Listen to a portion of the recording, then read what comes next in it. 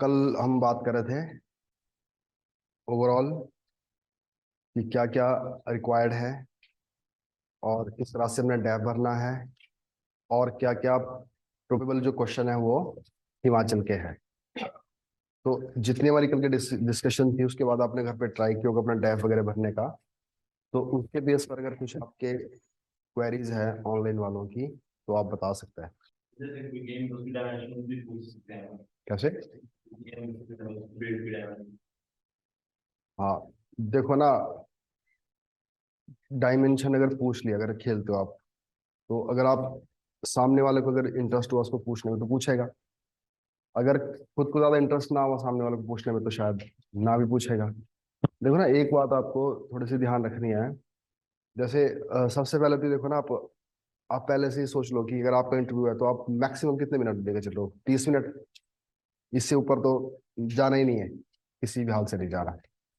अगर आपका interview 30 minute का होने वाला है तो अब जो बोर्ड के जो मेंबर होंगे वो उम्मीद है 4 या 5, क्योंकि पिछले कुछ इंटरव्यू 5 बैठे होंगे लोग। जब आप खुद समझ लो, अगर 5 लोग बैठ लिए और अगर इंटरव्यू चला भी रहे जाकर 25 मिनट का, तो यहाँ पे ये देखो, एक मेंबर के पास 5 मिनट आ रहे हैं, इतना ही है ना। तो अगर 5 मिनट में आपको एक आदमी से बात करनी है 5 मिनट के लिए, तो यहाँ एक चीज ये कर सकते हो आपको।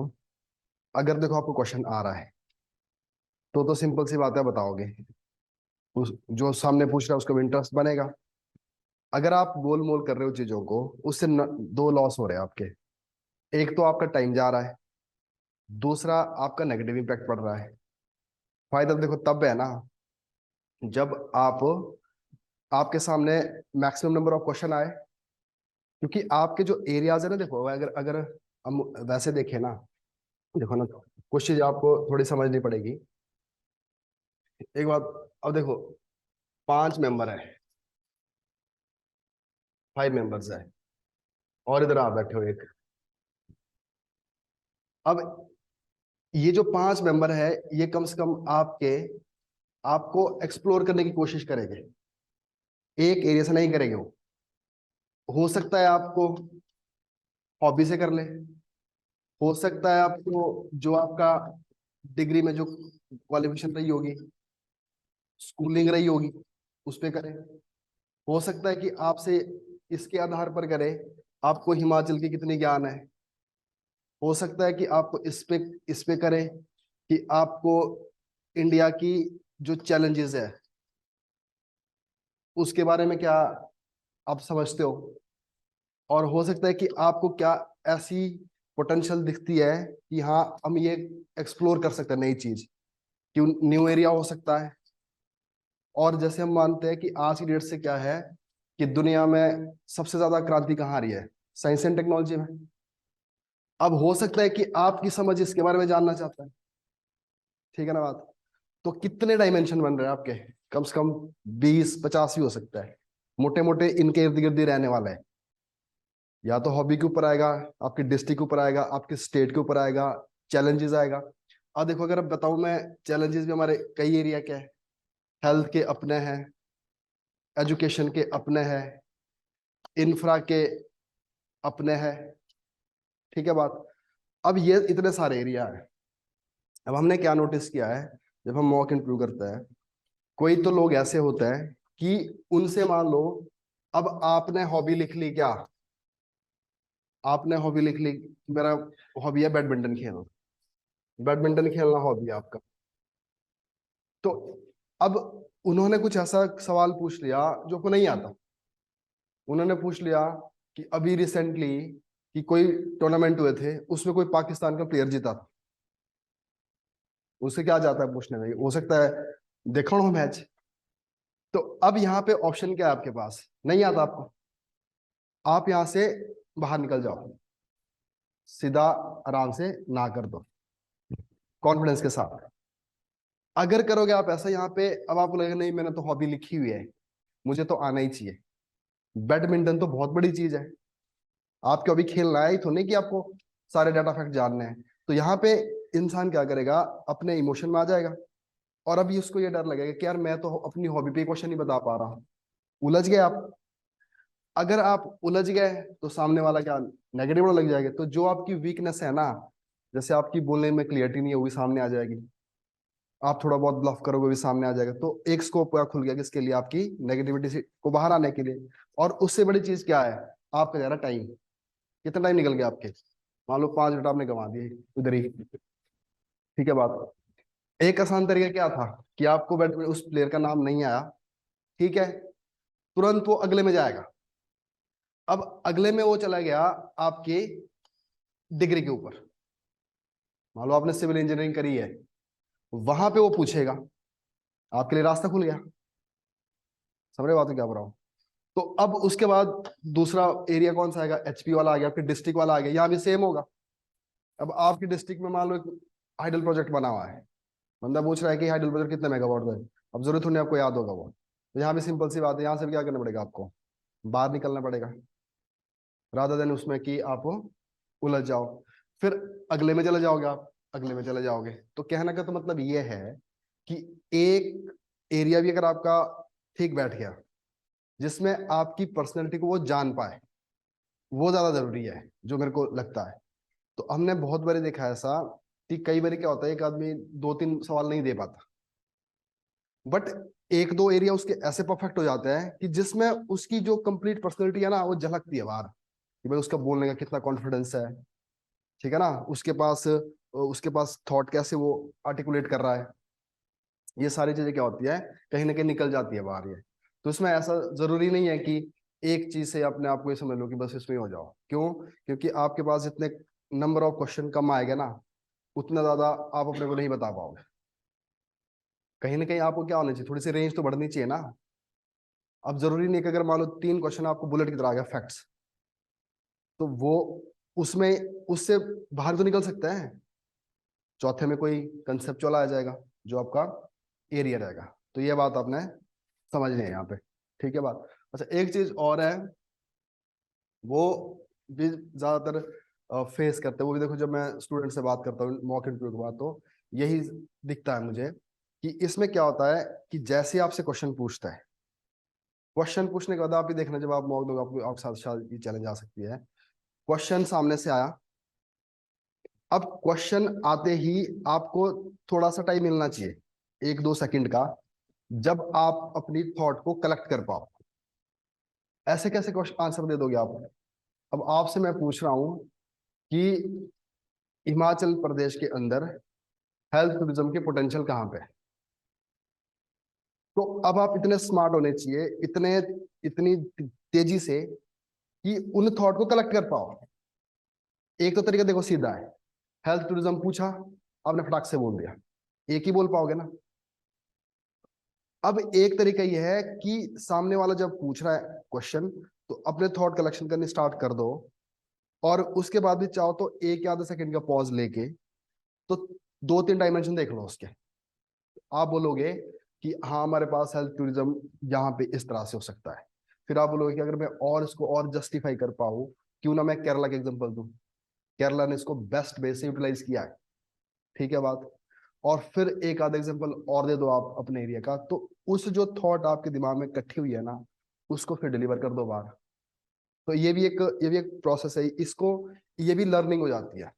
ये भी एक लर्निंग का पार्ट है ना। जैसे कभी भी देखना, जब हम किसी ऐसे आदमी से बात करते हैं जो बड़ा बड़ा होता है हमसे, जैसे हम घबराते होते हैं, तो वहां चांस क्या बनता है कि जैसे वो पूछता है, हम एकदम से बोल देते हैं एक आधी बात। और जब हम किसी ऐसे आदमी से बात करते हैं जो हमारे लेवल का है, तो हाँ, हमें पता नहीं चलता हमने कब थॉट कलेक्ट किया, कब बड़े समझा के उसको, भाई ऐसा नहीं करना देना, ऐसे करना है। समझ रहे बात को। तो ये भी क्या होता है कि जब जैसे मैं खुद फेस किया, जब हम पूछते हैं तो ये भी निकलती है एक चीज बाद में कि हम या तो सामने से जल्दीबाजी करते हैं, या तो इधर से जल्दबाजी करते हैं। अच्छा, एक बात ये भी है कि आपके पॉज इतने भी ना को 5-7 सेकंड का हो, वो भी सामने वाले के लिए इरिटेटिंग है। समझ गई बात। तो ये बात है। तो मैं ही बोल रहा हूँ कि इस पूरी प्रोसेस में, कि आप ये बात देखो, जैसे मैं बता रहा हूँ कि आपका 25 मिनट का इंटरव्यू होगा, एक बंदा 5 मिनट ही दे पाएगा। अब हो सकता है कि 5 मिनट का टाइम आया चेयरमैन के पास, वो तो सब कुछ है, और चेयरमैन भाई साहब ने पूछ लिया आपसे सवाल, पाकिस्तान के प्लेयर का नाम। और आपको आता तो है नहीं है, आप लगे कुछ और घुमाने चीजें। तो आपने तो मौका तो आपके पास आया था वो 5-7 मिनट का, और वो आपने कहाँ गंवा दिया। बेस्ट तरीका तो ये है, नहीं आता अगला सवाल पूछो, क्योंकि वो आपकी नॉलेज थोड़ी नहीं जान रहा है, वो चाहते हैं कि एक या दो बातों से इस आदमी की हमें थोड़ी सी पर्सनैलिटी का पता चले। ठीक है बात। अब क्वेश्चन ये है कि हमारे देश में ड्रग विनाश है, ठीक है जी, देश में क्या, स्टेट में बहुत ज्यादा है। अब ये तो ऐसा क्वेश्चन है, इसका कोई सीधा आंसर तो है नहीं है ना। तो अब इसके आधार पर आपका बड़ा कुछ जज हो सकता है। आप तो सबसे पहले तो ये जज होगा कि ये प्रॉब्लम है क्या है, मान लो ये पूछ ले। फिर दूसरा पता चलता है कि ये प्रॉब्लम है क्यों, ठीक है जी। तीसरा पता चलता है कि अब आपके पास क्या सोल्यूशन है, आप कैसे इसको ठीक कर सकते हैं। क्योंकि आपको तो देखो ना, सरकार तो बहुत कुछ कर रही है, ये भी आपको समझने वाली बात है। गवर्नमेंट तो हर दिन कर रही है कुछ ना कुछ, हर दिन पकड़े जा रहे हैं, कुछ कानून भी ला रही है, कुछ ना कुछ कर रही है।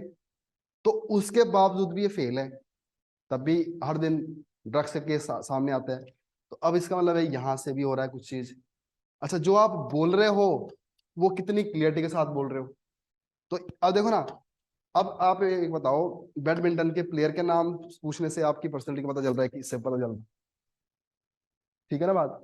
अब आपने बोल दिया कि मैंने 3 साल इंजीनियरिंग करी है। अब इंजीनियरिंग करी है जी, ठीक है, आपको आपने सिविल इंजीनियरिंग करी है, मान लिया बात। अब इसमें भी तो दो तरह के सवाल है ना। एक में तो सीधा बोल दिया कि सिविल इंजीनियरिंग का ये कोई कंसेप्ट है, इसको बताओ। थोड़ा सा बता दोगे आप, थोड़ा कि अगर आपने 3-4 साल पहले पढ़ा होगा, 2 साल पहले पढ़ा होगा, बताने के बाद फिर बोल दोगे कि भाई मैं अब ज्यादा रिकॉल नहीं कर पा रहा हूँ, रादर देन कि गलत गलत बताने से। अब सामने वाला दूसरा सवाल क्या पूछेगा कि अगर आप सिविल इंजीनियर हो तो हमारा जो रेवेन्यू डिपार्टमेंट है उसमें कैसे हेल्प करोगे, जहां पे फिर पूरा स्कोप मिल गया। अब ये तो ऐसा सवाल नहीं है कि आपसे ये पूछा जा रहा है कि भाई इसके फैक्ट बताओ। तो वहां पे फिर आपकी वही बात आएगी कि हाँ, आप किस नजरिए से देखते हो उस, जैसे अभी आप थोड़ी देर पहले बात कर रहे थे कि आप उस बैकग्राउंड से हो, इंजीनियरिंग बैकग्राउंड से हो, कंप्यूटर साइंस से हो। तो अभी तक तो सिर्फ हमारे दिमाग में ये था ना एंटी के बारे में, नायब तहसीलदार के बारे में, कि सिंपली ये तो एक वही वही लैंड, कोई लैंड का ही देखता है। बट आज की डेट से तो बड़ा कुछ हो रहा है।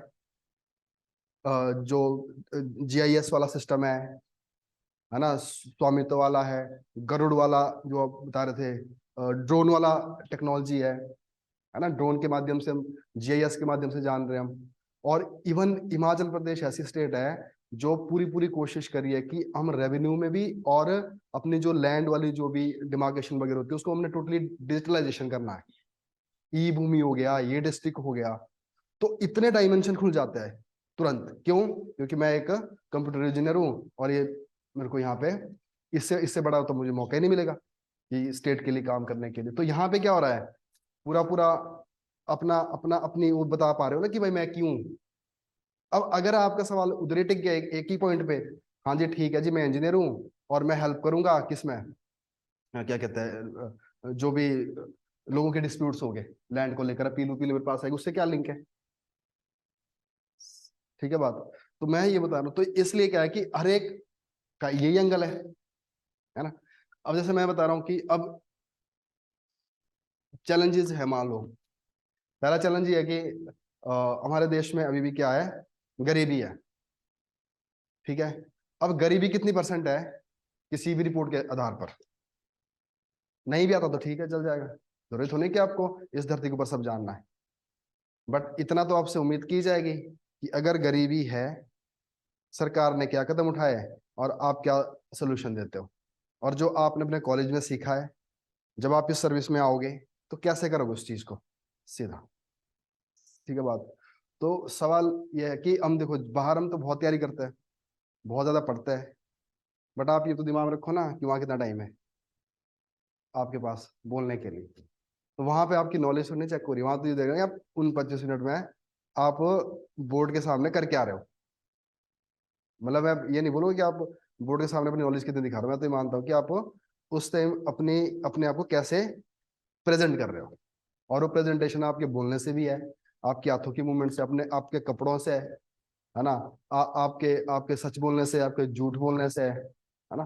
तो ये वाला आपको समझना है बात। अगर आप इस माइंडसेट के साथ जाओगे फिर ज्यादा दिक्कत आती भी नहीं है।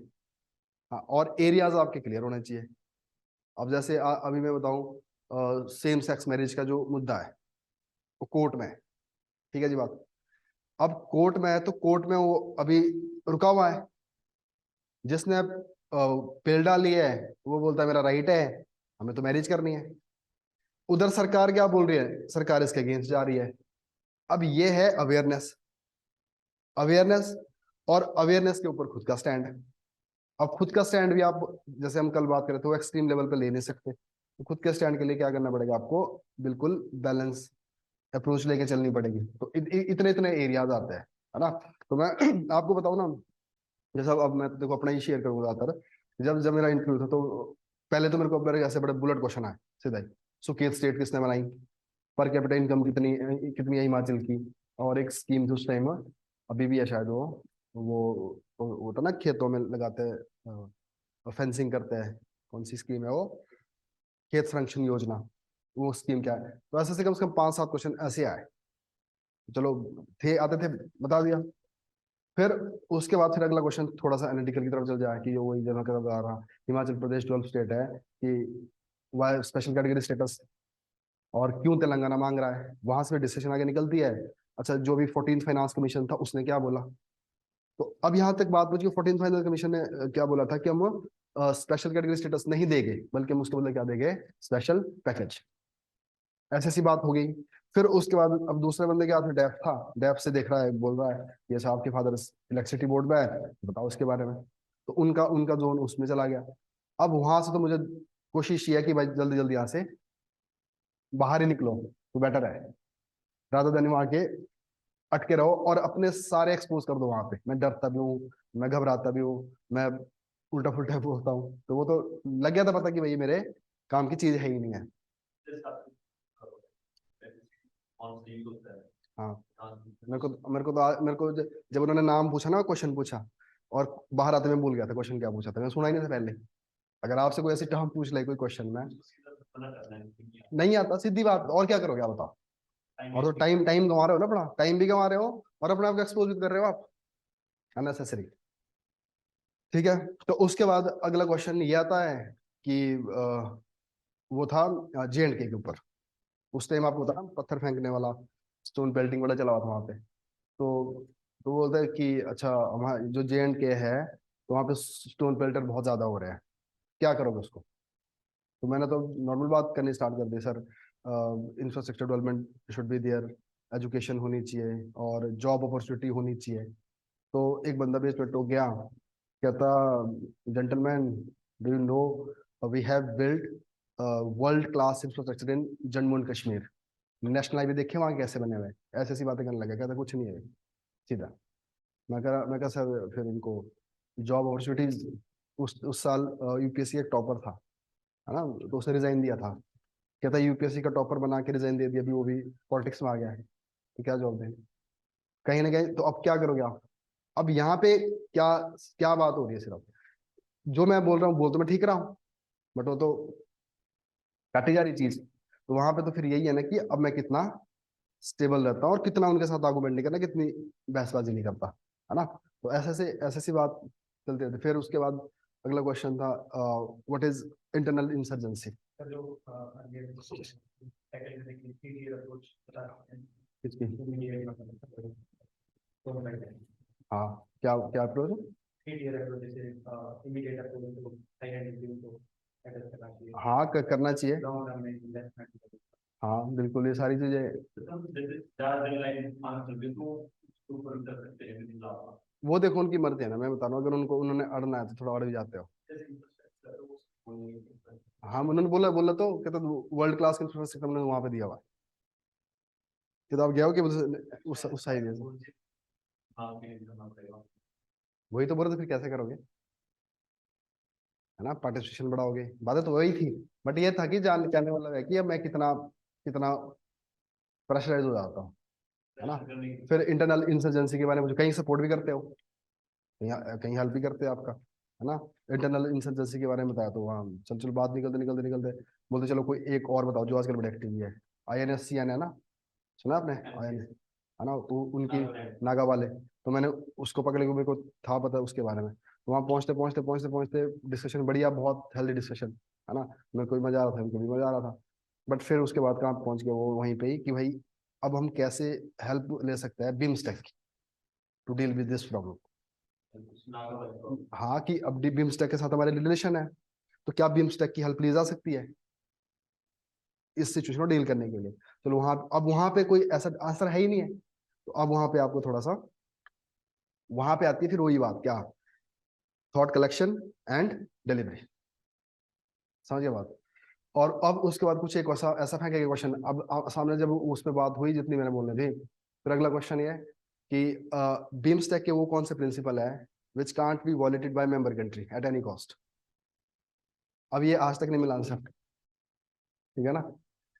तो सारे बात क्या बोल रहा हूं मैं, मतलब एरिया, ये वाला एरिया। तो अब उसके बाद जब हम बाहर से अंदर जाते हैं इंटरव्यू के लिए, तो बाहर तो बड़ा कुछ लगता है, जैसे अभी आप लोग भी सोच रहे हैं, पढ़ रहे हैं, लिख रहे हैं ना, बहुत ज्यादा मेहनत कर रहे हैं। बट अंदर जाके फिर महसूस यही हुआ कि भैया आप कैसे बातचीत कर पाते हो। आप वहां पे समझ दो टॉप के बंदों के साथ आपको बात करने का मौका मिला है बस। तो कहीं ना कहीं हमें, वो तो हमारे लेवल पे आने वाले नहीं है, थोड़े बहुत आ सकता है, बट कहीं ना कहीं क्या है कि हमें उस तरह की बात करनी पड़ेगी ना। अगर आप खुद भी बताओ कि भी आप STM ऑफिस में जाओगे अपना काम करवाने के लिए, तो अब आप, जैसे आप अपने घर वालों से बात करते हो, अपने दोस्तों से बात करते हो, ऐसा तो नहीं बात करेंगे वहां पे। कहीं ना कहीं हम कोशिश करें कि इस आदमी की तरह ही थोड़ा मैच करें। अगर ये हमसे सवाल पूछ रहे हैं कि क्यों ये साइन करवाना है, तो फर्जी है, तो आपके पास एक सॉलिड आंसर होना चाहिए ना। अगर आपने मान लो अपना सर्टिफिकेट बनवाना है कोई, अब STM से बनवाना है, तो इसका मतलब है आपको उस लेवल पे जाना पड़ेगा ना। और आपको कुछ ऐसी ऐसी आपकी वोकेबलरी, ऐसी कन्विंसिंग पावर आपको डालनी पड़ेगी, ऐसे ऐसी बात बोलनी पड़ेगी कि जिससे वो चीजें हो जाए काफी हद तक। और कहीं कहीं ऑफिसर अच्छा होता है, वो आपको हेल्प भी करता है, अच्छा आप ये करो, ये ऐसे भी कर सकता है। वो फिर वही है कि अगर कम्युनिकेशन आप बढ़ा पा रहे हो, अगर आप सीधे जाके बोल रहे हो सर मेरा साइन करो, तो बात बनेगी नहीं ना। तो यहाँ भी यही बोल रहा हूँ मैं, तो आप ऐसी बात ना समझ के रखो इस चीज को कि आपके पास इतना सा टाइम है, इतना टाइम आपने, और थोड़ा सा फॉर्मल कॉन्वर्सेशन होनी जरूरी है। जैसे मैं कल बता रहा था आपको, ऐसे कोई मजे वाली बात भी नहीं आई, ये ऐसे बिल्कुल ही अपनी अपनी लहर में चल पड़ते। ठीक है बात। हाँ, जैसे आप बोल रहे थे कल कि हमें तो कॉमन आदमी से बात करनी है, वो तो अलग बात है ना। कॉमन आदमी से आप तो ऐसा तो नहीं बात, कॉमन आदमी को आपकी प्रॉब्लम सुननी है, उनके लिए पॉलिसी बनानी है, उनके लिए काम करना है। उनसे बात थोड़ी नहीं करनी है आपने, मतलब बात तो करनी है, मतलब ऐसा तो नहीं कि बिल्कुल ही उसी वे में चलना है। ठीक है, क्लियर है बात। और बताओ कुछ, कोई ऑनलाइन वाले जो कुछ जानना चाहते हैं। तो आपने बिल स्टैक वाला क्वेश्चन था, वो वैसा है कुछ नॉन पता ही नहीं, मेरे को मिला ही नहीं आज तक, उतना ही है। हाँ, तो मैंने तो यही बोला ना कि सबसे मेरे मेरे हिसाब से ये हो सकता है कि जैसे पंचशील वाला में याद रहता है हमेशा ही, ना इंडियन फॉरेन पॉलिसी भी है ये, कि किसी भी कंट्री के मतलब इंटरनल मैटर है उसमें तो इंटरफेयर करना ही नहीं चाहिए, है ना। वैसे ही कुछ लगता है आपको। और बाकी देखो ना, अभी जैसे आज से HCS का इंटरव्यू स्टार्ट हो गया है ना। तो कुछ कुछ क्वेश्चन मेरे को वहां से आना स्टार्ट हो जाएगा कि इस साल का क्या बोर्ड है, कैसे वो पूछ रहे क्वेश्चन, है ना। तो भी मैं वो भी कोशिश करूंगा मैं आपके साथ शेयर करूँ उन बातों। हाँ, जो भी तरीका रहेगा, जो भी तरीका रहेगा, क्योंकि कुछ बातें आ जाती है, ऐसे आती रहती है, मतलब बीच बीच में, कि कई बार तो कुछ लोग ऐसे तो पूरा इंटरव्यू अपना शेयर कर लेते हैं, है ना। तो मैं आपके साथ शेयर कर सकता हूँ, उससे थोड़ा और आइडिया लगेगा आप लोगों को। ठीक है जी बात। तो देखो, अब ये जो काउंटर करने वाला है ना, ये कि अगर आपको बिल्कुल ही काउंटर करना है, काउंटर करना है, देखो मेरे को तो बेस्ट वे ये लगता है कि एग्री करके और ये बोल के कि भाई मैं इसके सर मैं इसके बारे में पढ़ूंगा, जानूंगा और समझूंगा, बस बाहर निकल जाओ। क्योंकि इसका मतलब सिंपल सी बात है कि वो तो काउंटर कर ही जा रहा है ना। अब जैसे कोई कोई बात है कि कुछ भी OPS है मान लो। अब OPS में क्या कर दिया आपने, बैलेंस अप्रोच पहले लगा ली, दो उसके फायदे बता दिए, दो नुकसान बता दिए। अब सामने वाले ने फायदे देखे नहीं, वो नुकसान भी बढ़ गया कि क्यों ऐसा, क्यों ऐसा, क्यों ऐसा, क्यों। तो फिर सिंपल सी बात है कि उसमें से बाहर निकलने की कोशिश करो। तो उसमें उसमें फंसना नहीं है। अगर आप देखो ना, जैसे मैं बता रहा था ना आपको, रिकंसिलिएशन कर लो, वो बड़ा जरूरी है। कहीं ना कहीं आपको इतना ज्यादा रिजिड होने की जरूरत ही नहीं है। क्या है, 10-15 मिनट वेस्ट हो गए। वही ना, फिर टाइम भी वेस्ट हो रहा है। और आप उसी में, क्योंकि मेरा देखो ये मानना है कि जैसे आप बाहर निकलोगे ना वहां से, तो आपके पास एकदम कोई नया जोन आ जाएगा, हो सकता है उसमें बहुत ही बढ़िया परफॉर्म करो आप, तो इसलिए बाहर निकलना ज्यादा सही रहेगा। चलो जी। तो जैसे कल हमने देखा था कि ये हमारे कुछ कुछ चीजें थी: personality trait, knowledge, attitude, awareness, communication, confidence and preparation. तो जो ये आपका पार्ट है अभी कौन सा लगा है? प्रेपरेशन वाला। और कोशिश क्या करनी है फिर से? कॉन्फिडेंट होने की। कॉन्फिडेंट का मतलब देखो मेरे हिसाब से सीधा है कि कॉन्फिडेंस वो है जब आप नेचुरल हो, बस। अगर नेचुरल रह पाओ, पर ये देखो इतना आसान तो नहीं है, असर तो पढ़ना ही पड़ना है, बट फिर भी हो सकता है ना। और एटीट्यूड में बार बार आपको बता रहा हूँ, इस पे हमेशा याद रखो कि पॉजिटिव। अगर आप नेगेटिव नजर से देखोगे ना, तो वो चाहे आप, आपका स्कूल है, आपका कॉलेज है, आपकी पिछली नौकरी है ना, आपकी आपकी बैकग्राउंड है। कई बार देखो ना, वो भी, जैसे कई हम करेक्टिव करते हैं बाद में, कोई ना इस चीज को बड़ा वो बोलते हैं कि हम गांव से आए हुए हैं, हमारी, तो मतलब आप उसको पॉजिटिव वे से भी बोल सकते हैं कि अगर गांव से आओ तो कुछ ना कुछ फायदा तो होगा उस चीज का। अगर उसको बिल्कुल ही नेगेटिव ले जाओ, फिर वो भी ठीक नहीं है ना। और फिर डेफ के ऊपर हमने कल बात की थी, डेफ के ऊपर क्वेश्चन बनने के पूरे पूरे चांसेस है। और हॉबीज के ऊपर हमने काफी बात करी थी, है ना। तो हॉबी आपकी क्या होनी चाहिए? एक तो थोड़ी सी स्पेसिफिक, और स्पेसिफिक के साथ कोई चीज जोड़ दो। जैसे कल हम बात कर रहे थे, अगर आपकी हॉबी म्यूजिक है तो गिटार लिख लो, बुक है तो कोई बुक की नाम लिख लो। तो इससे क्या होगा, थोड़ा सा आपके लिए आसान हो जाएगा। और अब देखो ना, कल हमारे रह गए थे कौन से वाले? स्टेट वाले तो हमने सारे कर लिए थे, मोटे मोटे बातें ना। हिमाचल प्रदेश वाले हो, तो अब है नेशनल लेवल के क्वेश्चन।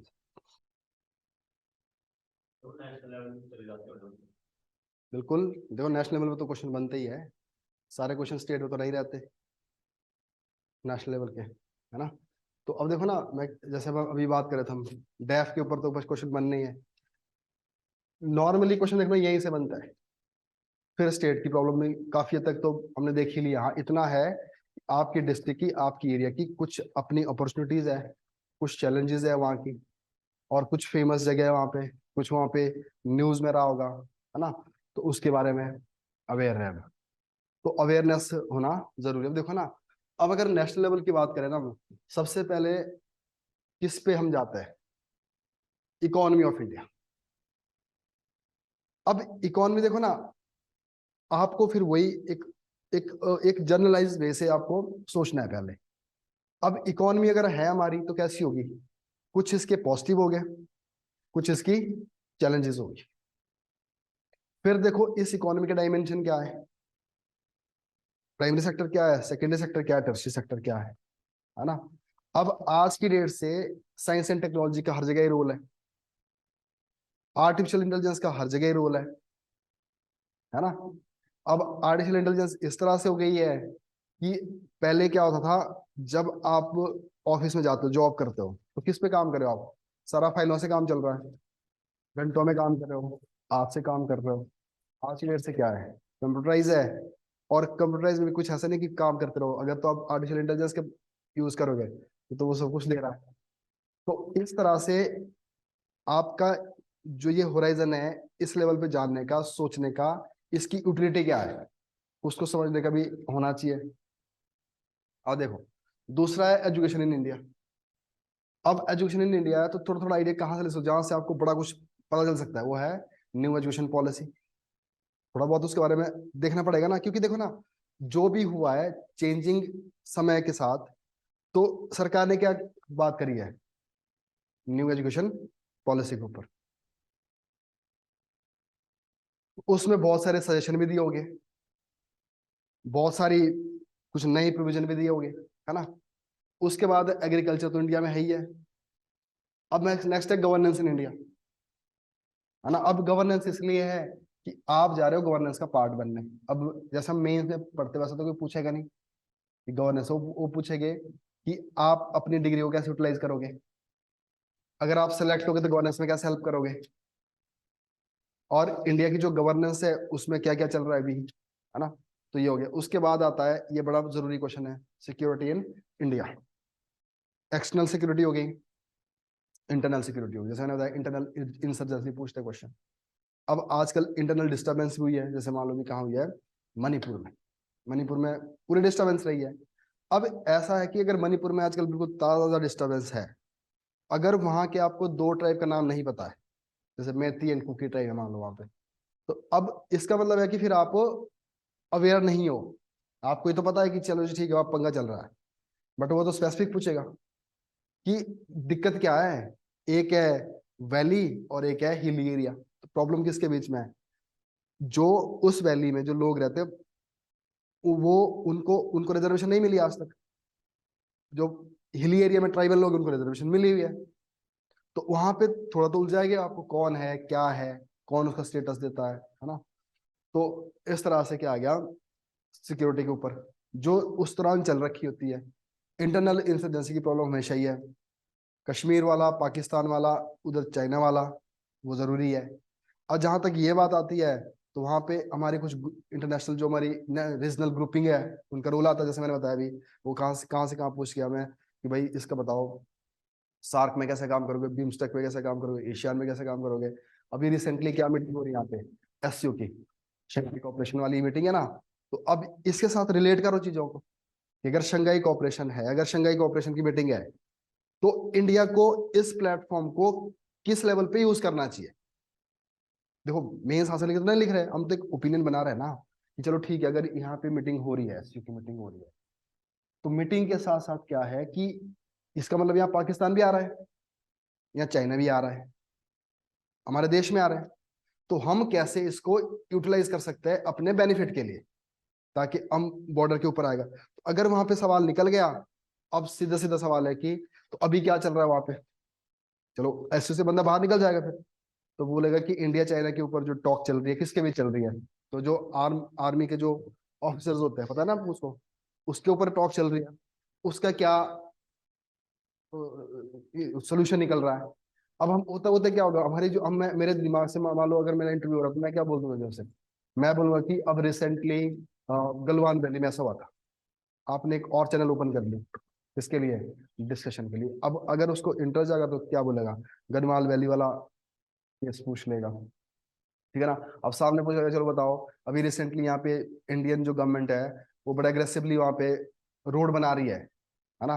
कौन सी रोड बना रही है, और उस रोड का मैं क्या बेनिफिट होगा, उस रोड को बनाने से क्या हम पाकिस्तान और चाइना को कैसे काउंटर कर सकते हैं। तो उधर वाली थोड़ी सी इंफॉर्मेशन उधर घूम जाएगी आपकी, ठीक है ना बात। और अभी क्या हो रहा है इंडिया में, G20 की मीटिंग हो रही है। अब G20 की अगर मीटिंग हो रही है, तो अब जो एग्जाम आपका जो आपका इंटरव्यू ले रहे होगे, उनको तो पता है इस चीज के बारे में, कितने बड़े बड़े स्लोगन लग रहे हैं इंडिया में। और अब इसे G20 का भी यही है कि G20 के प्लेटफॉर्म को हम कैसे यूज कर पाएंगे, क्योंकि प्रेसिडेंसी अगर इंडिया के पास आ रही है इस ग्रुप की, जो दुनिया का कि कम से कम 50-60% जो इकोनॉमी है उसका मालिक है, उसकी प्रेसिडेंस इंडिया के पास आ रही है एक साल के लिए, तो इंडिया तो इसकी इंडिया के पास इतना बड़ा, इससे बड़ा प्लेटफॉर्म कभी आने वाला है नहीं है। अब इसमें हमारी जियो पॉलिटिक्स कैसी हो सकती है ना। तो उसके लिए आपको जाननी पड़ेगी चीजें। तो ये सारा तो कहीं ना कहीं कहाँ तक जाएगी बात, इंटरनेशनल रिलेशन तक, आईआर तक चल जाएगी बात। तो ये चीज हो गई, ठीक है ना। उसके बाद देखो various dimension of globalization and effect of sanction on global order. तो डिफरेंट एरियाज किसके है, ग्लोबलाइजेशन में बात पहुंच गई। अब ग्लोबलाइजेशन में अफगानिस्तान है, पाकिस्तान है। अब देखो जैसे अभी अगर आप देखोगे, एक पॉइंट पकड़ लिया आपने, आपने देखा ईरान और सऊदी अरेबिया पहले आपस में बड़े दुश्मन थे, ठीक है। और अब्राहिम अकॉर्ड हुआ, थोड़ा उससे ठीक हुआ, और आज की डेट से ऐसा हो गया कि सऊदी अरेबिया और ईरान इकट्ठे आ गए। तो हिस्ट्री मतलब इसको बोलते हैं हिस्ट्री में कुछ नया ही होना, है ना। चाइना उसमें कैसा रोल प्ले कर रहा है, तो वो लोग इकट्ठे आ गए वहां पे। तो अब इसके ऊपर क्या असर पड़ेगा, इंडिया कैसे देखता है इसको, है ना। तो यहाँ पे आपको क्वेश्चन बिल्ड करने पड़ेगा कि आप कैसे बात कर रहे हो, है ना। जैसे इंडिया का बताना तो इंडिया में यूएस पर पर्सपेक्टिव ला सकते हैं, जैसे बिल्कुल। कि वो यूएस नॉर्थ कोरिया और जापान को मार्क्स लेके जा रहे हैं। और इंडिया देखो ना, इंडिया क्या है, इंडिया हमेशा एक बैलेंस, इंडिया का तो हमेशा बैलेंस रहा है। अब इंडिया के लिए तो आसान हो गया ना। इंडिया के लिए क्या हो गया कि इंडिया को देखो, पहले इंडिया को समझना पड़ता था कि अगर मैं ईरान के साथ दोस्ती कर रहा हूँ तो सऊदी अरेबिया को नजर में रखना पड़ता था कि भाई इसके साथ कैसे हम मेंटेन कर पाएंगे, दोनों बैलेंस कैसे अब थोड़ा सा हो जाएगी, इंडिया के लिए आसानी हो जाएगी, है ना। जो भी पार्टनरशिप करने की आसानी, और जो जो रही बात यूएस और चाइना के साथ, उस वक्त इंडिया वैसे रियलिस्टिक पॉलिसी खेल रहा है ना। चाहे साउथ चाइना में, चाहे कहीं और है ना। इवन ऐसा थोड़ी नहीं कि पूरी तरह से इंडिया यूएसए के साथ ही है। अभी यूक्रेन वॉर का जब हुआ था तो इंडिया ने ये भी शो कर दिया कि हम रशिया के साथ भी है ना, एब्सटेन रहा उसमें से। समझ बात को। तो अब ऐसे भी थोड़े, अब आपकी फिर यहाँ थोड़ी वोकैबुलरी बड़ी होनी चाहिए, अच्छी होनी चाहिए, है ना, कि हम इस किस किस दौर में हम, है ना, ग्लोबल इरा में वेयर मतलब India is trying to play a role at international politics. एक लीडर का रोल प्ले करना चाहिए, उसके लिए इंडिया को एक रियलिस्टिक पॉलिसी फॉलो करनी पड़ती है, अपने जो पुराने सिद्धांत उनको फॉलो करता है ना। तो इस तरह से, और सबसे बड़ी बात क्या है, एक बैलेंस अप्रोच लेके चलता है कि हमें बेनिफिट हो जाए, क्योंकि हमें ट्रेड भी चाहिए, हमें एनर्जी भी चाहिए, हमें, है ना। इस तरह से आप कर सकते हो, ठीक है ना। तो ये डायमेंशन हो गया है। अब जैसे अगला क्या था, G20 प्रेसिडेंसी एंड अपॉर्चुनिटी। अब प्रेसिडेंसी क्या है, और सवाल किस पे आ रहा है, अपॉर्चुनिटी के ऊपर, कि हमारे पास मौका क्या है। इस शब्द को भी अगर आप जान पाओगे ना, तो अगर मान लो मैं आपसे क्वेश्चन पूछ रहा हूँ, मैं बोल रहा हूँ कि G20 की मीटिंग हो रही है जी इंडिया में, तो आपकी ओपिनियन से कि आप चार ऐसे एरियाज बताओ, चार ऐसी एरियाज होने चाहिए which India can put in front of G20 member country, कि भाई इसके ऊपर बात करो और इस पे हम करना चाहते हैं। तो और वो 4 एरियाज ऐसे होने चाहिए equally beneficial for India and whole world. कौन से ऐसे एरियाज हो गए, तो यही तो अपॉर्चुनिटी है। कुछ जैसे इंडिया के लिए तो वही तो बोल रहा हूँ ना, वही तो जानना है ना। अब आपके आपसे क्या, अब आपका ऐसा तो उन्होंने सटीक आंसर होगा। मैं तो सिंपल पूछ रहा हूँ ना आपसे कि भाई चार बात ऐसे बताओ, इंडिया के सामने बहुत बड़ा मौका आया है इस साल, क्या हो रहा है यहाँ पे, G20 की मीटिंग हो रही है, तो चार ऐसी चीजें हम कौन से रखे G20 के पास जो हमारे लिए भी बेनिफिशियल हो और दुनिया के लिए भी हो।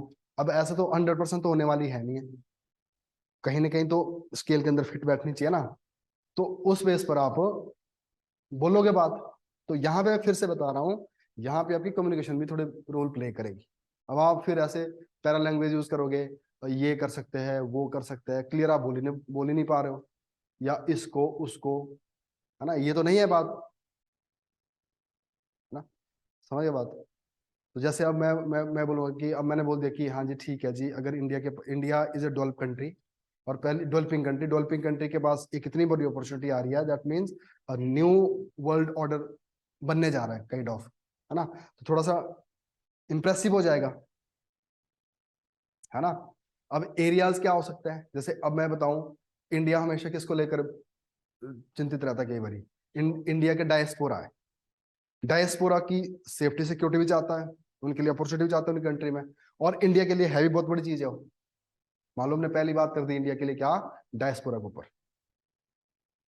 क्योंकि देखो ना, डायस्पोरा एक ऐसा कंसेप्ट आ गया, जिस देश में डायस्पोरा इंडियन है ना, उनके लिए कंट्रीब्यूट कर रहा है वो, और जितना कंट्रीब्यूट उनके लिए कर रहा है उतना ही किसके लिए कर रहा है, इंडिया के लिए। जैसे कल किसी की मैं न्यूज पढ़ा तो बोल रहा कि यूके में इंडियन जो डायस्पोरा है वो एक परमानेंट एम्बेसडर है इंडिया का, जो वहां पे काम कर रहा है ना। और दूसरा क्या है, ट्रेड है, सबके लिए ट्रेड इंपॉर्टेंट, हमारे लिए भी है, बाहर वालों के लिए है। और उस ट्रेड में क्या हो रहा है, कहीं प्रोटेक्शनिज्म लग रहा है, कहीं कुछ लेवल पर डिस्क्रिमिनेशन हो रही है, WTO पे कंसेंसस नहीं बन पा रही है। तो ठीक है, दूसरा तीसरा क्या बोलोगे आप, कि भाई हमको टारगेट मिला हुआ है कि हमने किसी तरह से जो हमारी क्या कहते हैं ग्रीन एनर्जी है उसकी तरफ बढ़ना है हमने, और पेरिस एग्रीमेंट ने बोला हुआ है, इंडिया का खुद का मिशन है, इवन साथ में कोट करो हिमाचल का भी खुद का है कि 2026 तक हमको क्या बनना है, ग्रीन स्टेट। ऐसे ऐसे चार बड़ी बड़ी बातें बोल के तो सामने वाला का ना इंटरेस्ट भी जाग जाता है, हाँ यार ये एरियाज बता रहा है जो रिक्वायर्ड है ना। चौथा कोई और बोल सकते हो आप इसी तरह से, है ना। जैसे मान लो आज के हम बोले कि अब सब कुछ किसके ऊपर हो रहा है, जैसे डाटा प्रोटेक्शन। अब तो अब तो सारी बात किसके ऊपर आ रही है, डाटा के ऊपर आ रही है। तो डाटा प्रोटेक्शन की अब डाटा के ऊपर इतना हो जाएगा कि सामने वाला, अब अगर आप डाटा के ऊपर बात पॉइंट रख रहे हो तो डाटा के ऊपर ये भी हो सकता है कि आपसे अगला क्वेश्चन ये पूछ ले कि इंडिया में क्या लॉ बने अभी डाटा प्रोटेक्शन के लेकर, कौन सा लॉ भी आया है। थोड़ा सा उस तरफ भी आपको लेके जाना पड़ेगा वहां, समझ रहे हो बात को। तो मेरा कहने मतलब है कि ऐसा ऐसे ऐसे नहीं होना चाहिए कि बात विदाउट कीवर्ड बोल रहे हो आप, विदाउट कीवर्ड बोल रहे हो, मतलब आपके पास दिमाग, जैसे मैंने बताया अभी माइंड में तो है आपको, जब ये चार चीजें बोली मैंने कि आपने पढ़ी नहीं है कभी आज तक, सुनी भी है, समझी भी है ना।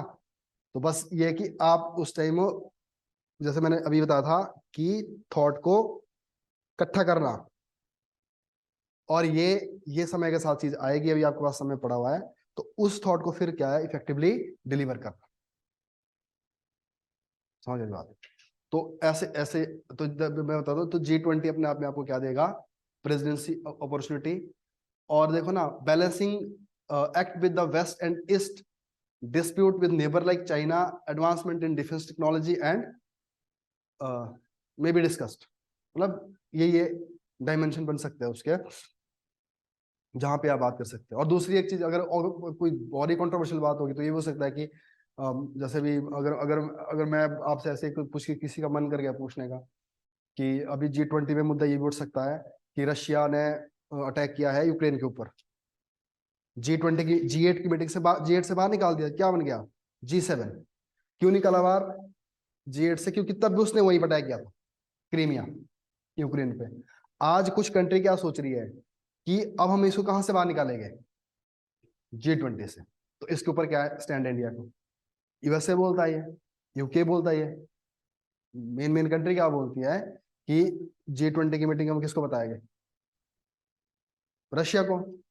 बट रशिया, अब इंडिया प्रेसिडेंट तो इंडिया है ना, इंडिया का क्या स्टैंड होगा इसके ऊपर, ये थोड़ा सा फिर और ऐसा क्वेश्चन आएगा।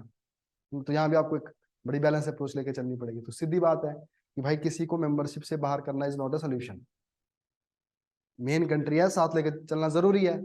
हाँ, नेगोशिएशन होनी चाहिए, उसके लिए इंडिया हमेशा रेडी है, बातचीत करो। और इंडिया कभी अलाउ नहीं करता कि वॉर हो, इंडिया तो पीस की बात करता है। और दूसरी बात, जो ये जो ये ग्रुप है, ये कोई मिलिट्री या स्ट्रेटेजिक ग्रुप तो नहीं है, ये क्या है, एक इकोनॉमिक ग्रुप है, इकोनॉमी की बड़ी बड़ी कंट्री की है। अगर आपने सैंक्शन लगाना तो यूएन में रेजोल्यूशन लेके आओ, समझ बात को। तो आपको ऐसे यहाँ पे बैलेंसली बाहर निकलना है इसमें से भी, ठीक है बात।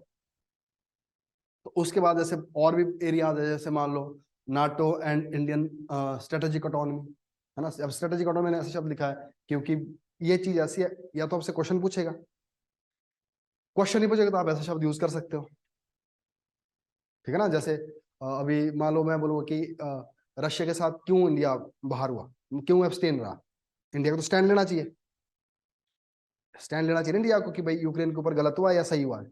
बट फिर हम क्या बोलेंगे, नहीं ये जो मोदी वाला इरा है इसमें क्या फॉलो करता है, स्ट्रेटेजिक ऑटोनॉमी। जहां स्ट्रेटेजी होगी हम हमेशा अपना बेनिफिट देखेंगे। तो उसमें ऐसा नहीं कि हम जैसे नॉन अलाइनमेंट मूवमेंट है उसके लिए निकला था ना शब्द ये कि भाई हमको नहीं जब तक नॉन नाम के साथ रहना ही है या नहीं रहना है, तो इसका मतलब सीधा हम तब तक रहेंगे जब तक हमारे लिए बेनिफिशियल होगा। तो ये शब्द ऐसा है, जैसे ये मैंने एग्जाम्पल के तौर पर लिखा हुआ है, ये इस पे जरूरत नहीं, क्वेश्चन ही आएगा, ये भी इस पे क्वेश्चन आ सकता है। जैसे आजकल नई नई टर्म यूज हो रही है, जैसे मैं बोलूँगा पॉलिसी पॉलिसी पैरालिसिस शब्द है मान लो एक, है ना। बहुत सारे ऐसे भी है कि कानून तो है बट वो नहीं इम्प्लीमेंट हो पा रहे हैं, है ना। कॉन्फिडेंस बिल्डिंग मेजर की बात होती है, ये स्ट्रेटेजिक इकोनॉमी की बात होती है इसके ऊपर, ठीक है ना। AI आर्टिफिशियल इंटेलिजेंस की बात होती है, ऐसी बतेरे सारे टर्म्स है जिसके ऊपर, है ना। जैसे उसकी फ्लाई ऐश बोलते हैं जिसको टेक्नोलॉजी यूज हो रही है, ऐश राख है ना, कौन सी वाली है, स्टबल बर्निंग, ऐसे मतलब ये चीजें बनती रहती है ना। तो ये इसका मतलब ये नहीं कि क्वेश्चन इस पे ही आएगा, मैं बोल रहा हूँ कि ये इसलिए मैंने डाला हुआ है यहाँ पे कि एक ऐसे टर्म है जिसके ऊपर और आगे क्वेश्चन बन सकता है। उसके बाद देखो क्वाड हो गया, ये बड़ा फेवरेट टॉपिक रहता है। इंडो पैसिफिक पॉलिसी हो गई, चाइना रशिया ये सारे हो गए यहाँ पे, है ना। अब आजकल जो नई डेवलपमेंट आजकल चल रही है उसके ऊपर होगी, जैसे it is important to handle the controversial question, भी तो मैंने कल कर लिया था, कंट्रोवर्शियल क्वेश्चन आपने कैसे हैंडल करना है। ठीक है जी बात। तो इन इन एरिया पे रहो, और इन एरिया में से ये भी नहीं है कि क्वेश्चन इनमें से आना है, बट बस सिर्फ मैं यही बोल रहा हूँ कि आप प्रेजेंट कैसे कर रहे हो। और इतना मैं आपको जरूर बताऊं कि जो हम बाहर जो सोचते हैं ना कि हम ये भी पढ़ेंगे, ये भी सुनाएंगे, ये भी बोलेंगे, वो बड़ा कम होता है वहां पे आप कहीं ना कहीं किस में आ जाते हो, नेचुरल में। और बस नेचुरल भी होते हैं दो तरह के, एक नेचुरल होता है हमारा वो वाला नेचुरल जो हमारा अपने घर वालों के साथ आता है, एक नेचुरल होता है वो वाला जैसे मैंने बताया, आपको आज डीसी से बात करनी है, आप एक पर्सनैलिटी, आप घर वाले जब भी आपके सामने आएंगे तो आप वैसे ही बात करोगे उनसे, जिस दिन डीसी सामने आएगा उस दिन आपका वो वाला नेचुरल निकलेगा। तो सिंपल सी बात ही है, वो डीसी से बात करने वाला डरने वाला नेचुरल होगा, उससे थोड़ा नीचे आना है, घर वालों के साथ बड़ाई होगा उसमें थोड़ा बीच में आ जाओ। हाँ बिल्कुल बिल्कुल, समझ रहे हो ना बात क्या बोल रहा हूँ मैं आपको, तो मतलब मैं बोल रहा हूँ कि आप उस स्पेस से अंदर जाओ, बिल्कुल बीच का रास्ता। हाँ, बुद्धा की जो फिलोसफी है मैं तो उसी को मानता हूँ, मिडल पाथ, एक्टिवली काम और कामली एक्टिव। तो ये आपको देखो ना, इसके लिए मैं ये भी बता रहा हूँ, थोड़ा पढ़ाई के साथ साथ और भी चीजों पर ध्यान दिया जा सकता है। जैसे मान लो आप थोड़ा आप अपनी मेंटल स्टेबिलिटी के लिए क्या कर रहे हो, थोड़ा प्राणायाम करो, योगा करो, वॉक करो, मेडिटेशन करो, है ना, जहाँ पे आप अपने थोड़ा रियल सेंस पे आ जाओ। ये चीज देखो बाहर वाली चीज है, क्योंकि बाद में आपकी बॉडी एंड माइंड अगर स्टेबल हो जाएगा ना, तो आप बढ़िया बात कर पाओगे, तब बढ़िया डिसीजन कर पाओगे आप यहाँ पे, है ना। अगर नहीं हो पाएगा तो फिर मुश्किल हो जाता है। देखो ये तो बात पक्की की, देखो प्रेशर तो आना ही आना है, प्रेशर तो आना ही है बस। और दूसरा क्या होता है, जैसे अभी आप आजकल कर रहे हो तैयारी, है ना, तो आपको बाहर से बड़ी तरह की चीजें मिलेगी सुनने को, कोई बोलेगा ये भी पढ़ना पड़ेगा, कोई बोलेगा वो भी पढ़ना पड़ेगा। अगर आप सिंपल सा फंडा लेके चलोगे कि भाई एक आदमी से मैंने 5 मिनट बात करनी है, 5 मिनट करनी है दूसरे से बात, क्या ही पढ़ना होगा, ठीक है ना। तो इतनी सी अगर आपके पास बात रहेगी तो आप अपने आप ही उस चीज पे आओगे कि आप अपनी पर्सनैलिटी को दिखाने की कोशिश करोगे, है ना। और इतना मैं फिर बता रहा हूँ कि प्रिपरेशन जरूरी है, चीजें ब्रश अप करनी पड़ेगी आपको। अगर आपकी हिमाचल में ओपीएस ओपीएस इतना चला है, और अगर आपको पूछे कोई ओपीएस है क्या है, तब अब ये चीज ऐसी है, आप चाहे जितनी मर्जी काम पर्सनैलिटी हो, तो आपको पता ही नहीं ओपीएस क्या है, तो फिर ब्लंडर हो जाएगी ना फिर वो। तो कहीं ना कहीं आपके पास चीजें होनी चाहिए। अब जैसे मैं बता रहा हूँ आपको, क्वाड और ओकस, ओकस दोनों में क्या डिफरेंस है, तो ये तो आपके लिए वैसे तो देखो, आपने जब इंटरव्यू मेंस दिया होगा तो वहां के लिए भी आपने तैयारी की होगी, है ना। तो यहाँ ये भी हो सकता है कि आपसे मैं पूछूं कि इंडिया क्वाड का मेंबर है, ओकस का क्यों नहीं है, जब इस रीजन में ऑलरेडी क्वाड था, तो ओकस लाने की क्या जरूरत पड़ी। काउंटर तो चार चाइना को करना है ना, थोड़ी शांति लानी यहाँ पे। जब क्वाड में ऑलरेडी 4 मेंबर है, ऐसा ग्रुप क्यों लाना पड़ा जहाँ 3 ही मेंबर है, ठीक है ना बात। तो ये बात है जी। तो इन इन बात को समझो, और बाकी देखो अपना डेफ, डेफ में हमने क्या लिखा हुआ है, उसके उसके बेस पर आपकी पर्सनैलिटी को जाना जाएगा। और जैसे मैंने पहले बताया आपको, उसके लिए अगर सही बैठ गया ना, मैं बता रहा हूँ आपको, एक डायमेंशन में ठीक बैठ गया, वो भी बदल देता है चीज को। क्योंकि पता तो चल जाता है ना कई सारी चीजों के। अब एक जगह आप फैक्ट नहीं आ रहे आपको, ठीक है भाई नहीं आ रहे, बट एक जगह आपसे ऐसा सवाल पूछ लिया कि हिमाचल में वुमेन, ऐसा क्या, ऐसी क्या स्थिति है हमारी स्टेट में, 68 मेंबर की लेजिस्लेटिव असेंबली है, एक ही औरत है। अब यहाँ पे क्या बोलोगे आप, वो तो ठीक है, वो तो पता ही है सबको।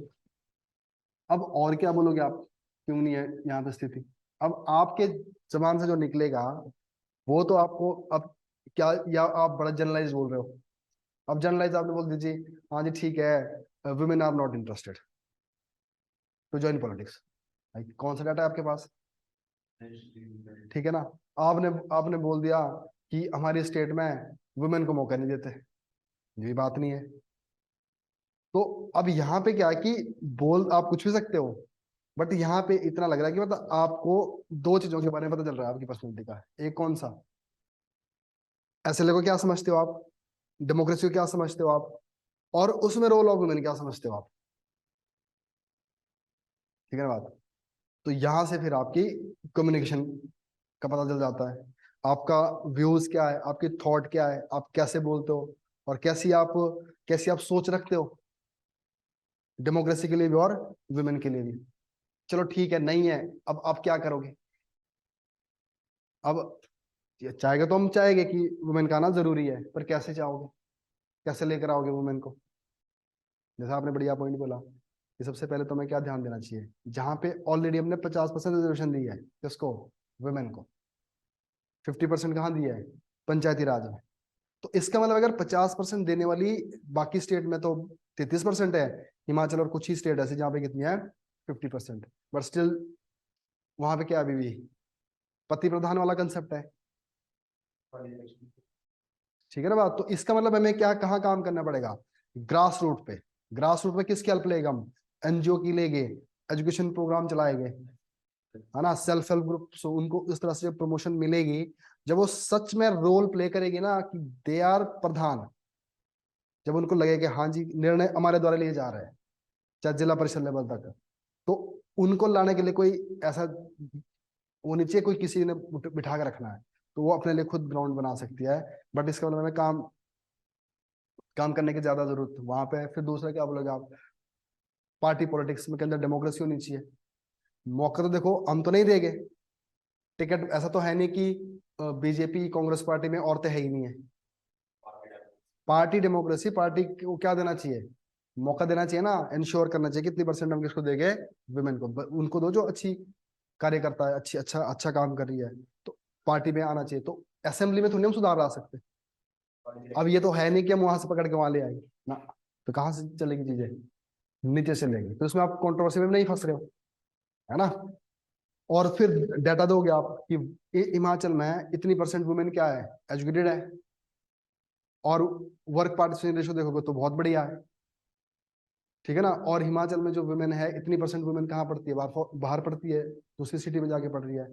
तो इसका मतलब क्या है कि एक फॉर्मल तरीके से लाया जाए तो ज्यादा जरूरी है, तो ये पॉसिबल है। ठीक है ना।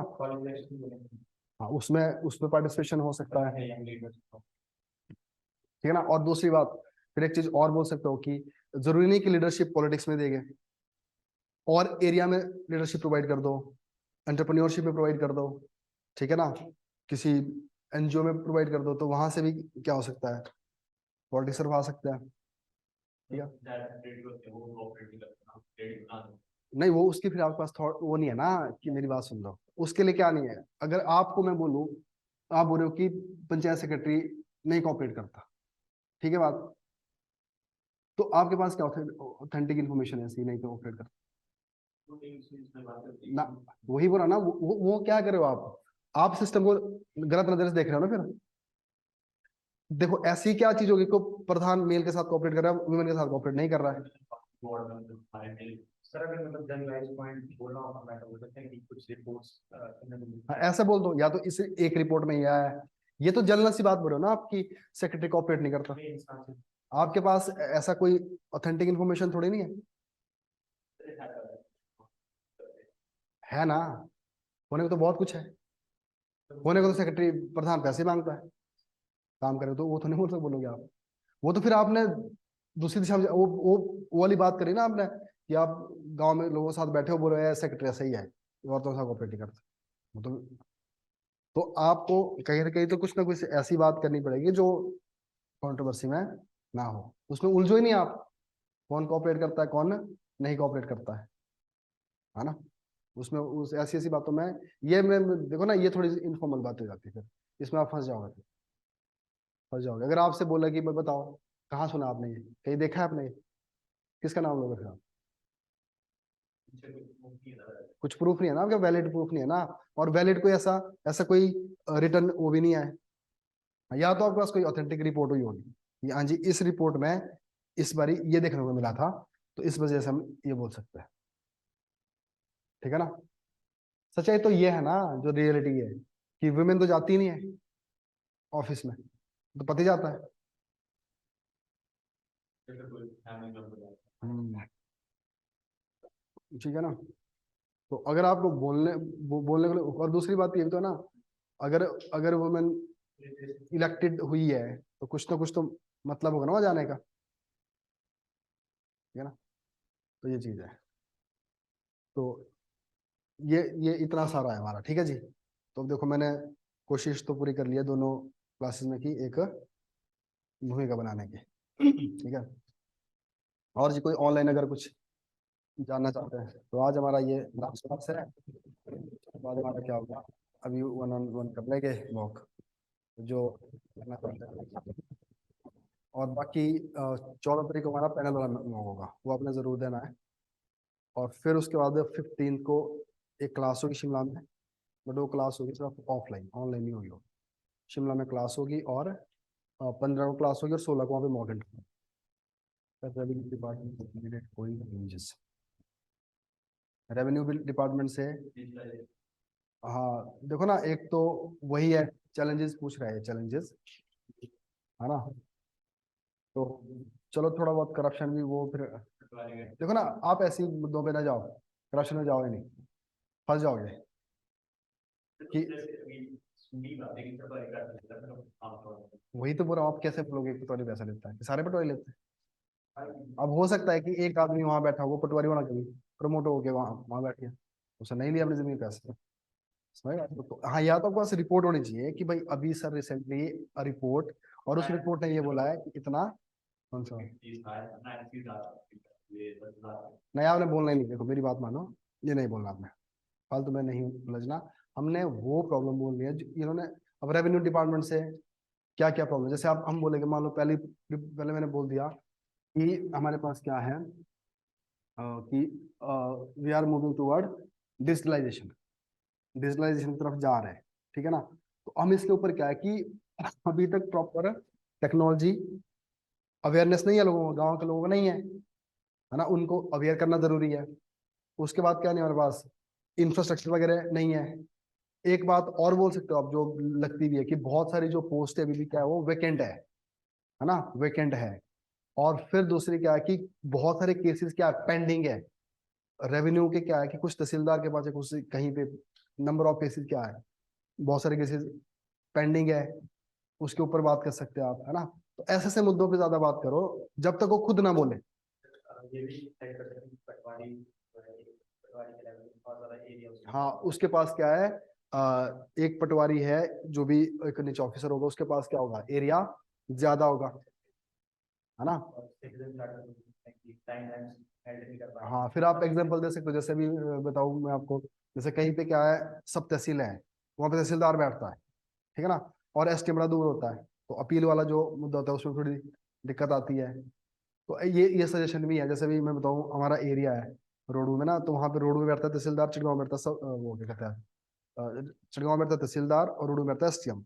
अब वहाँ के एसटीएम ने क्या कर दिया है कि हफ्ते में एक दिन वहाँ बैठता है वो, कहाँ पे, अपने सब तहसील में, ताकि वहाँ की जो अपील हो, वहाँ के जो केसेस हो, वो निपटा पाए। तो रेवेन्यू में असल में तो क्या है, तहसीलदार के पास काम क्या है, तहसीलदार ने इंतजार का केसेस निपटाना ना, अपील बनाना, अपील आगे करना, केस आना, है ना। तो ये है। और जैसे हम बात करें, डिजिटलाइजेशन की बात करते हैं, तो ऐसे ऐसे ऐसे पॉइंट बोलने हैं आपने, तो इसमें नहीं उलझना, क्योंकि देखो ना कई बार ये हम ना एकदम पॉइंट बात है जिसकी बात नहीं होनी चाहिए, और बात हो सकती है, करप्शन उनको पता है, आपको पता है, बट इसके ऊपर उलझ गया ना, फिर कोई डिस्कशन कहीं और दिशा में चली जाएगी। बहुत ज्यादा ये तो आप क्या जो है corruption जो है वो जानते हैं आप उलझा के आप खुद ही उलझ गए, आप खुद ही उलझ गए ना, कि आपको आप आपने बोला जी करप्शन बहुत होता है, तो आप बताओ कहाँ करप्शन देखा आपने, कहाँ करप्शन हुआ। अगर आप वहां जा रहे हो तो आप करप्शन करोगे, आप कैसे डील करोगे फिर करप्शन के साथ, है ना। तो हाँ, अगर आपसे ये पूछता है कि करप्शन के साथ कैसे डील करोगे, तो आप बोल सकते हो कि कुछ केसेस दिखते हैं, कोई सुनने को मिलते हैं न्यूज में, यहाँ पे ऐसा कोई करप्शन होता हुआ पकड़ा है, तो उसके लिए फिर सिंपल सी बात है, तो फिर कि वही ट्रांसपेरेंसी लाओ, डिजिटल कर दो चीजों को, है ना। आजकल तो बात वो भी चल रही है कौन से वाली कि ये बोल रहे हैं कि आने वाला टाइम में समझाते हैं ना तहसीलदार के पास, जैसे मेरे हमने मान लो हम दोनों ने रजिस्ट्री करवानी है, हम डॉक्यूमेंट क्या कर देंगे, ऑनलाइन सबमिट करेंगे, और तहसीलदार क्या करेगा वहां पे, ऑनलाइन ही देखेगा उनको और डिजिटली सिग्नेचर कर देगा। अब इसमें क्या होगा, जैसे कोविड में बड़ा सीखने को मिला इस चीज से, जो हमारा फुटफॉल था कहाँ पे, ऑफिस में, वो रुक गया, साइन कैसे होने लगे है, डिजिटल सिग्नेचर। अब डिजिटल सिग्नेचर सिंपल सी बात है कि आप पहुंचोगे नहीं वहां पे। जैसे आज की डेट से इनकम टैक्स डिपार्टमेंट है, इनकम टैक्स डिपार्टमेंट में जैसे मान लो मेरा मेरी मैं अपना इनकम टैक्स नहीं पे किया, तो अब जो मेरा केस होगा ना, ये फिक्स नहीं है कि यहीं चंडीगढ़ में ही जाएगा, ऑनलाइन हो सकता है बंदा महाराष्ट्र में मेरा केस देख रहा होगा, उसको ये नहीं पता कि ये बंदा कौन है, मेरे को वो नहीं पता मेरा केस कौन देख रहा है, तो मैं कैसे जाऊँ उसके पास ब्राइब करने, डिजिटल हो गया ना। तो ये करप्शन से, ये ट्रांसपेरेंसी है, और क्या कर दिया हमने उनको दूर कर दिया। अगर आपको ऑफिस से जाना है तो वहाँ पे आपको करप्शन में इन्वॉल्व होना पड़ेगा, बट यहाँ पे मैं फिर से बोल रहा हूँ कि आपकी वो क्या, जैसे मैंने बोला डिजिटल सिग्नेचर, है ना, reduce the footfall in offices, है ना, ये चीजें सारी।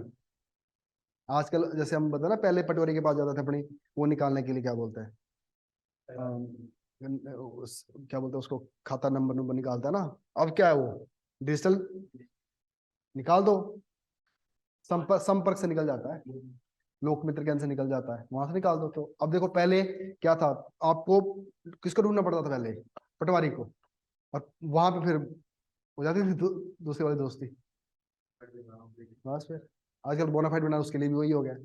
तो इन इन मुद्दों पे बात करनी है राधा देन दूसरे मुद्दों के ऊपर, ठीक है ना। हाँ, ये 100% अवॉइड, ये 100% अवॉइड करना है आपने बात। और अच्छा दूसरी बात, आप यही तो बोल रहे हो, देखो कितनी कैसी बात बोलते हम, कि आपने बोल दिया कि देखो ना, जो आपका इंटरव्यू ले रहा है वो भी तो ऑफिसर है, पहले वो एसटीएम हो गए, फिर डीसी बन हो गए, फिर सेक्रेटरी बन हो गए, फिर यहाँ बैठे हुए, ठीक है बात। तो आप ऐसा नहीं बोल सकते कि गवर्नमेंट ऑफिशियल्स आर करप्ट, आपने बोल दिया 80% ऑफिशियल्स आर करप्ट, आपका इंटरव्यू ले रहे हैं 5 लोग, ठीक है ना, 5 80% निकालो, कितना निकला, तो सब 4, मतलब 4 लोग करप्ट है। और दूसरी बात क्या है कि आप बचा रहे हो उसी के लिए, तो इसलिए मैं ये बता रहा हूँ आपको, नेगेटिव एंगल ना देखो, पॉजिटिव एंगल में बात करो जब तक वो नेगेटिव ना पूछे आपसे, समझ गया बात कैसे। हाँ, ये हो सकता है, अब आपसे ये पूछ लेंगे, आप किसी एरिया के तहसीलदार हो, आपके सामने कोई ब्राइब लेके आ गया कि भाई मेरा काम करने करना है, तो क्या करोगे आप, ये तो है ना सिचुएशनल क्वेश्चन, आपका ऐसा तो ना ही होगा ना। अब आपको अगला क्वेश्चन क्या पूछेंगे कि जो ब्राइब दे रहा है वो उस एरिया के एमएलए का बेटा है, और कल के लिए आपकी ट्रांसफर हो सकती है तुरंत, तो अब क्या बोलोगे आप, आपका स्टैंड यही रहेगा कि सर जहां मर्जी भेजे मैं जाने को तैयार हूँ, बट मैं ब्राइब नहीं दूंगा। बात तो सिंपल ही है ना। अब वहां से नहीं बोलोगे आप कि हाँ थोड़ा सोचता हूँ, क्या पता थोड़ा, कुछ मतलब ही नहीं है ना, क्योंकि ये हो ही नहीं सकता, पॉसिबल ही नहीं है। अब आपसे ये पूछ लिया कि आप तहसीलदार हो, नीचे नायब तहसीलदार ने ब्राइब ले लिया, आपको पता चल गया, अब क्या करोगे। और नायब तहसीलदार के बहुत बहुत बड़े कनेक्शन है एमएलए के साथ। जैसे कोई डिपार्टमेंट हम ही जैसे फुटवारी ले रहे तो बस सप्लाई हाँ, तो फिर क्या करोगे आप बताओ, क्या बोलते हैं अगर मुझे उनका बढ़िया कैसे उल्टा फंसाओगे, सब देते वहां तक पहुंचे ही नहीं, फिर आप आगे क्यों सोच रहे हो इतना, आप इतना सोचो, जो आपसे पूछा गया है कि सब ब्राइब में इन्वॉल्व है, बट आपको सब पता, तो क्या करोगे आप, सिंपल सी बात, आप ये बोलोगे जो मेरी कैपेसिटी पे होगा मैं इंक्वायरी करूंगा, और जो मेरी कैपेसिटी में होगा शिकायत करने का, मैं रिटर्न में शिकायत कर दूंगा। अब इसके बाद जो मर्जी कॉन्सिक्वेंसेज हो, आई एम रेडी टू, क्या कहते हैं उसको, बियर करने के लिए। आंसर यही है ना। अब यहाँ पे अगर आप घुमा फिरा के बात करो तो नहीं बनती बात यहाँ पे, और ये भी आप बोल नहीं सकते जी नहीं मुझे पता है पर मैं भी इग्नोर कर दूंगा, ये कोई सोल्यूशन ही नहीं है। तो कहीं ना कहीं आपको यहाँ पे ऐसे ऐसे पॉइंट पे स्टैंड लेना पड़ेगा ना। और कुछ भी करोगे, आप बोलोगे मैं वर्बली कुछ नहीं करूंगा, सारा कैसे में करूंगा, रिकॉर्ड, रिटर्न, जो भी रहेगा रिटर्न में रहेगा। अगर नीचे से मेरे पास इंफॉर्मेशन आई है तो भी रिटर्न रखूंगा मैं उसका। आजकल क्या है, सारा सीसीडी कैमरा है, ये है वो है, कहता मैं पहले तो सबसे पहले मैं क्या करूँगा, कोशिश कुछ भी चीज मैं वर्बली नहीं करूंगा, पहले मैं हर चीज के रिकॉर्ड रखूंगा, एविडेंस इकट्ठे करूंगा, उसके आधार पर मैं एक रिपोर्ट तैयार करूंगा। तो जो मेरी कैपेसिटी होगी मैं एक्शन लूंगा, जो मेरी कैपेसिटी से बाहर में होगा तो वो मैं ऊपर वाले को ट्रांसफर कर दूंगा। सिंपल सी बात है। क्या, वो तो फिर बात की बात है ना, तो बात की बात है, ठीक है। तो ये सारी चीजें आ गई। तो कट कटा के इन शॉर्ट ये निकलता है कि क्वेश्चन ज्यादातर फॉर्मल, नेगेटिव एंगल को ना तब तक बोलो ना तब तक सोचो जब तक सामने वाला नहीं पूछ रहा है, ठीक है ना। हाँ, एक होती है बड़ी कंस्ट्रक्टिव क्रिटिसिज्म, ठीक है ना, एक होती है ना डिस्ट्रक्टिव। अब डिस्ट्रक्टिव में क्या होगा, जैसे अब मैं बोलूं आपको तो आता है कुछ नहीं है, जाओ, क्रिटिसिज्म तो कर रहा हूं मैं आपकी, कुछ नहीं हो सकता, पर आपको तो गिरा रहा हूं ना। एक क्या होती है कंस्ट्रक्टिव, कि आपका ये पॉइंट वीक है, you should work upon it.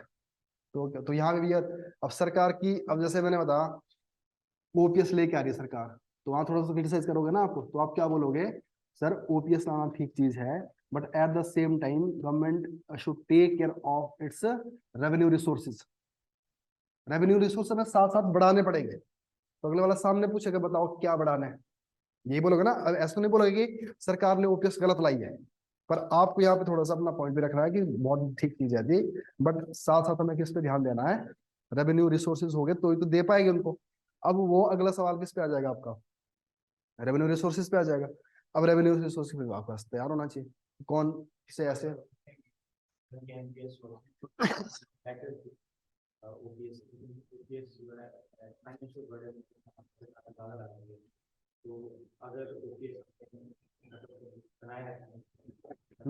Revenue बढ़ाना पड़ेगा देश स्टेट का, थोड़ा सा बोल के। पर अब देखो ना, अब आप क्या करो, यहाँ भी आप शब्दों किस में जाओ ना, आप क्यों कंपेरिजन कर रहे हो एनपीएस के साथ, छोड़ो ना, एनपीएस के साथ करोगे फिर और उलझने पड़ गए आप की ना। देखो जिसको बोलते हैं ना कंसाइज, है ना, बिल्कुल क्रिस्प बात करनी है, सीधी, जो को देखो ना कि जहां आपको लग रहा है कि आप बोलो कि एनपीएस ज्यादा बेहतर थी,